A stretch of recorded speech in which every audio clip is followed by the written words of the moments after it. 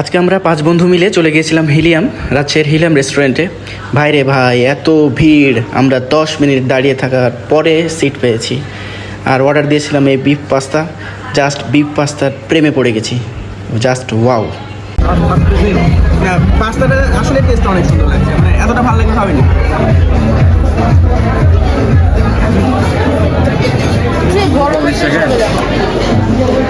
আম্মু এটা কেমন লাগছে খেতে? খাবেন কেমন লাগছে খেতে বেটা? খুবই ভালো। কিছু বলবি না কেন? বলিস না, টাকা দে না, টাকা দিলে কিছু বলবো। জোস জোস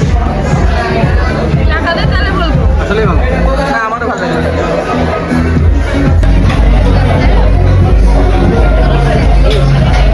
কত?